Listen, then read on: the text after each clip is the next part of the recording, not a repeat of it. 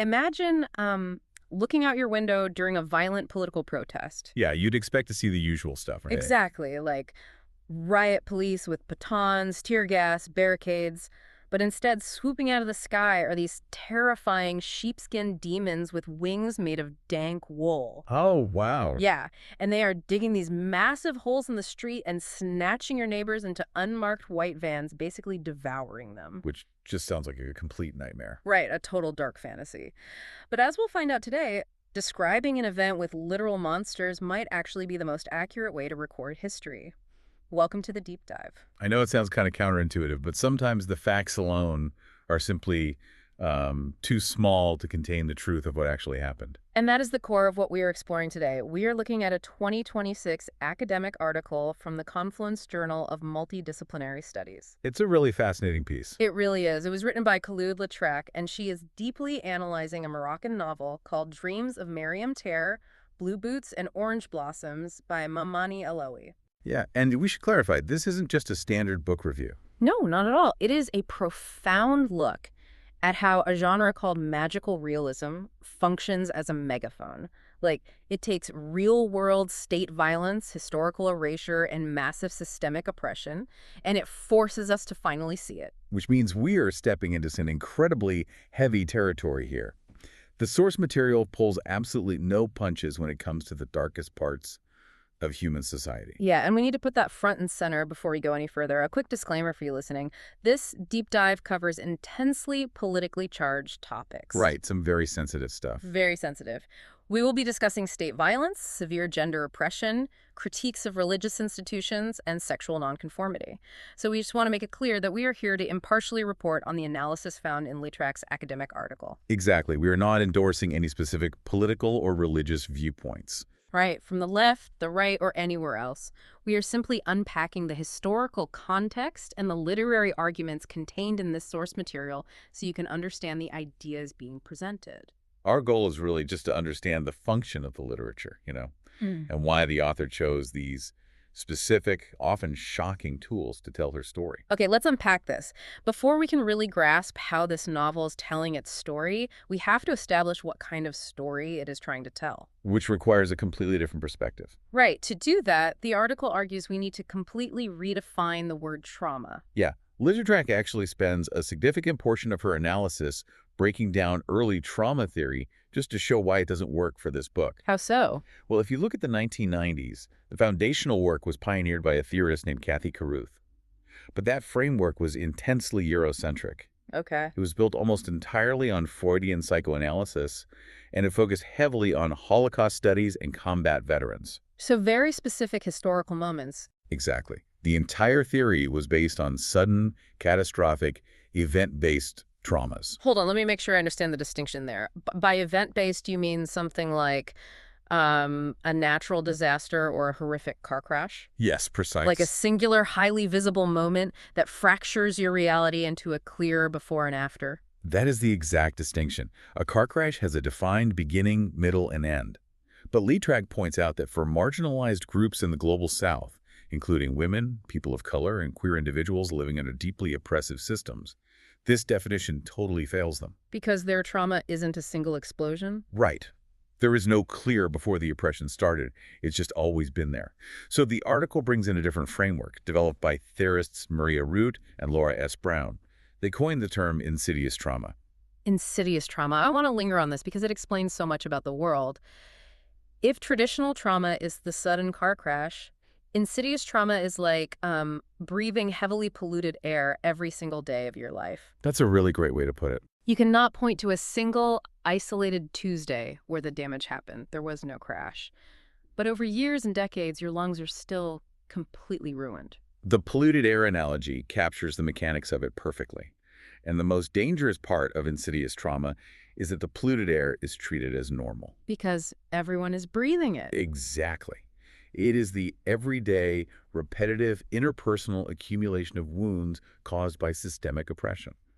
Because society functions on this oppression, the damage it causes is incredibly hard to communicate or make visible to the outside world. Well, just the background noise of life. Right. It doesn't look like a wound to the people in charge because everyone around you is breathing the exact same air and surviving. I want you, the listener, to think about that for a second. Think about the environment you work in, or maybe the family dynamics you grew up with. How many things do you just accept as the way it is that might actually be deeply toxic? It's a sobering thought. It really is. Now, multiply that to the scale of an entire nation's legal and social systems. If you are a writer, how do you make people see air that they have been told all their lives is clean? It's a massive challenge. Which brings up a major question I have. If a writer wants to expose this insidious trauma-like state violence or extreme sexism, why not just write a factual historical account? Why write about magic and demons? Well, Lautrec actually anticipates that exact question. She cites a theorist named Eugene L. Arva who studies the traumatic imagination. The traumatic imagination. Yeah, Arva argues that facts, ironically, often fail to capture the emotional reality of trauma. Really? Yeah, trauma by its very nature fragments human cognition. Yeah. It shatters the way our brains process time and memory. So if you just list the cold facts of a horrific event, the human brain often goes numb as a defense mechanism. Oh, I see. The rational mind takes over and you just see data on a page. You stop actually feeling the horror. Exactly. You become desensitized. Yeah. The text uses a literary term here, defamiliarization. Okay, break that down for us. What's fascinating here is how magical realism uses defamiliarization by taking normalized social injustices and making them look supernatural, grotesque, or alien. It bypasses our rational defenses. So it tricks the brain, basically. Pretty much. Yeah. If I tell you the state-arrested dissidents, you might just nod. But if I show you a monster eating a citizen, it forces you to look at that deeply ingrained, normalized horror with fresh, horrified eyes. It takes the unspeakable and turns it into images our brains can finally process. Which means magic in this novel isn't like a fantasy escape from reality. It is the only way to accurately report reality when the truth has been censored or normalized. Exactly. And the novel, Dreams of Maryam Tair, executes this in ways that are genuinely chilling. The article highlights how Morocco's violent political history is depicted through this magical lens, specifically the 1981 bread riots. Right, which were real historical protests over government austerity measures. Yes, and they resulted in severe violent crackdowns. The source text actually provides a striking quote from the novel about this event. Alaoui doesn't describe police officers. She describes sheepskin demons with wings of dank wool who eat people, dig great holes, and snatch protesters into the sky in their white vans. Hearing that imagery out loud is deeply unsettling. It's meant to be. But when you think about the traumatic imagination, it makes total sense. If you are living through a violent state crackdown, the empirical realism like the bare facts, they can't convey the absolute terror of a state devouring its own citizens. No, they really can't. The real-life disappearances felt exactly like being snatched by monsters. The demons allegorize the systemic dehumanization perfectly. And that literal demonization extends into the carceral state, too. The novel tackles the era known in Morocco as the Years of Lead. Right, and it heavily references Tasmamart. Yes, the infamous real-life secret desert prison. In the story, the characters Adam and Layla are kidnapped and thrown into what the book simply calls the demon's lair.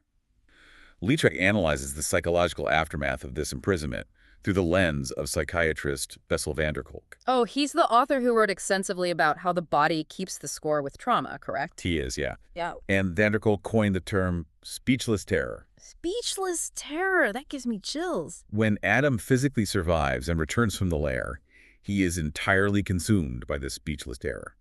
It is a profound inability to organize the horror of the experience into language. So he literally can't talk about it. Not just talk. He can form thoughts, but his brain cannot map words onto the atrocities he endured. He becomes completely emotionally aloof. Wow. And this deep psychological distress ultimately destroys his marriage to Layla.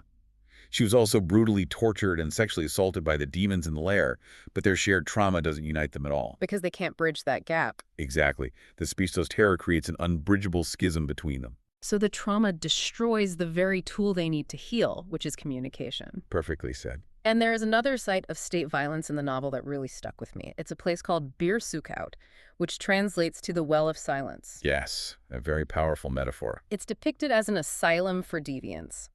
But the terror here isn't monsters with wings.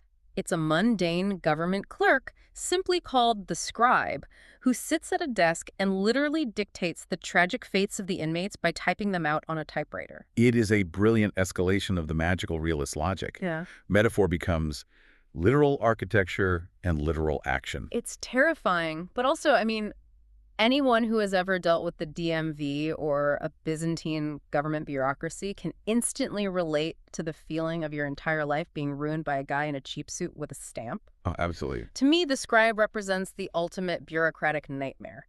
State erasure is so complete and so clinical that citizens are reduced to typos. The scribe can just backspace a human being out of existence. That's a horrifying image. The text notes that the inmates become soulless shells, existing only as fragments of a lost memory. You don't just lose your freedom in this system, you lose your very self.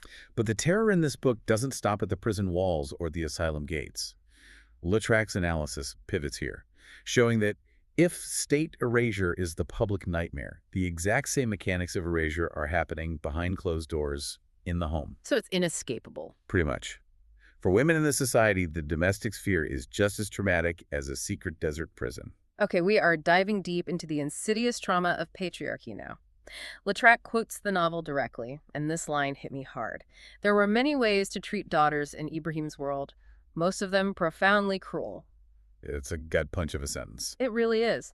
The women in this narrative are trapped in a vicious transgenerational cycle. Their societal worth is tied entirely to three things: youth, beauty, and fertility. And the clock is always ticking on those. Right. The moment those biological realities fade, the women are structurally erased. Alaoui is doing something very intentional here, though.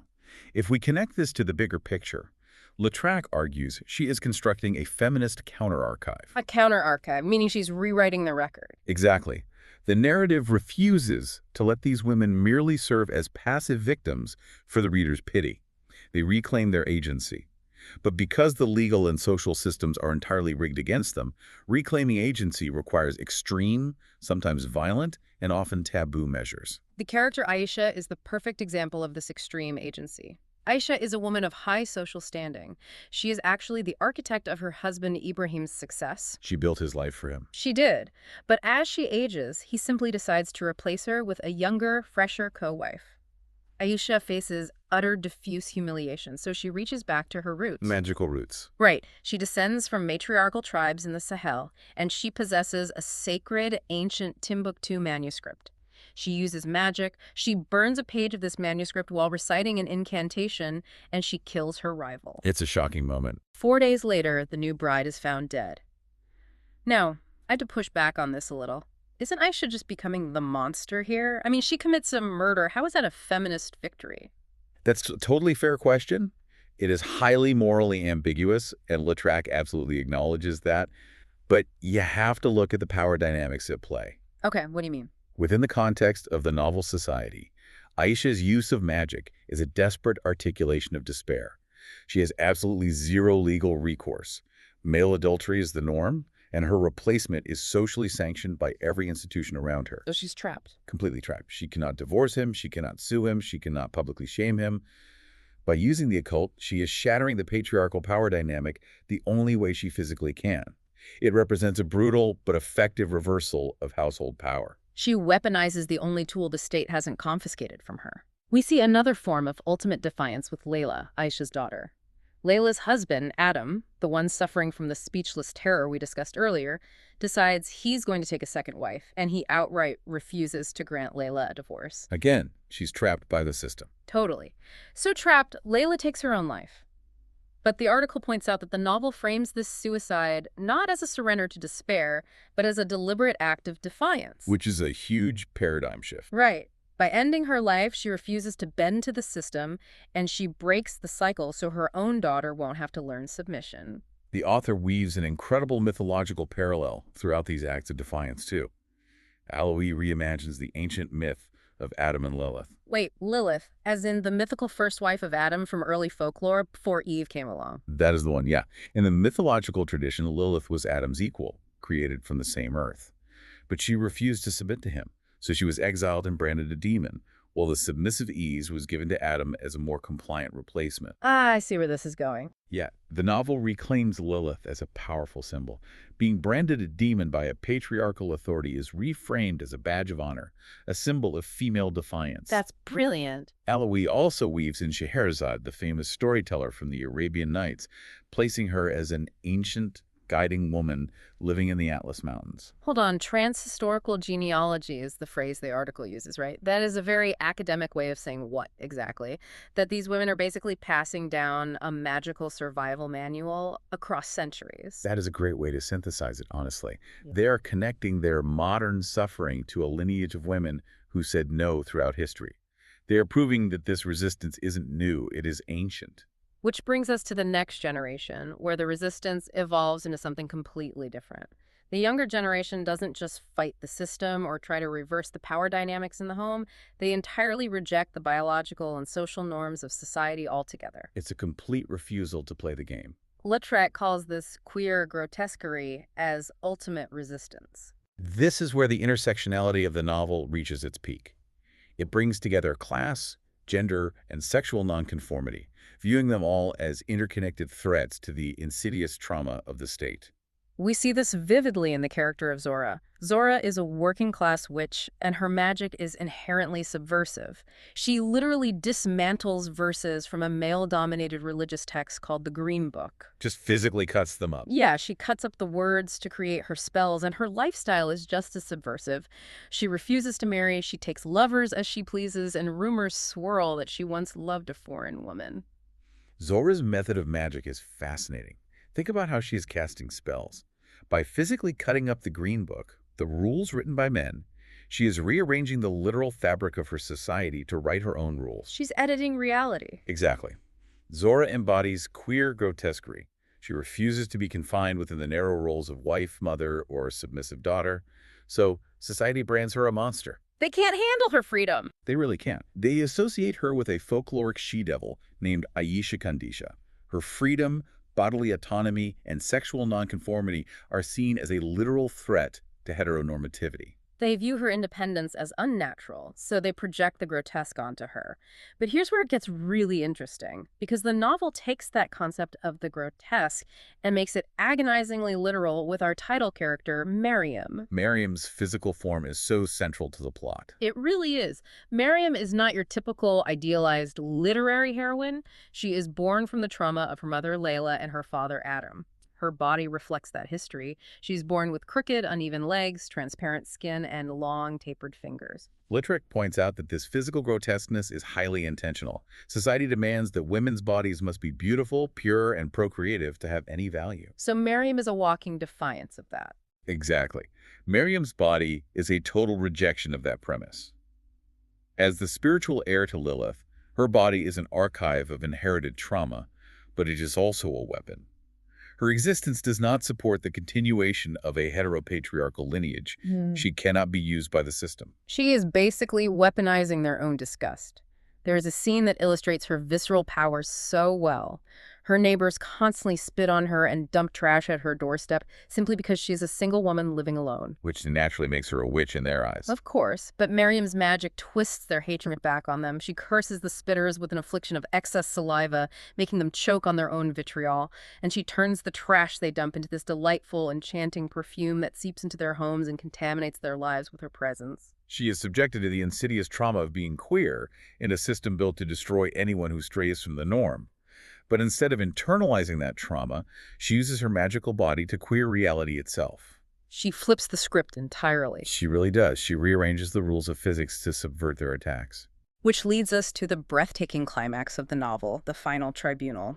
Maryam is put on trial, and the charges against her are basically a laundry list of patriarchal fears. The list is staggering. It is. She is sentenced to death for, and I'll quote the text here, being a homosexual, for refusing to marry, for wanting equal inheritance, for being subversive, and ultimately for saying yes to freedom. The state tries to enact its ultimate form of erasure, but they cannot execute her. Right. Instead of dying on that wooden stand, Maryam undergoes a preternatural metamorphosis.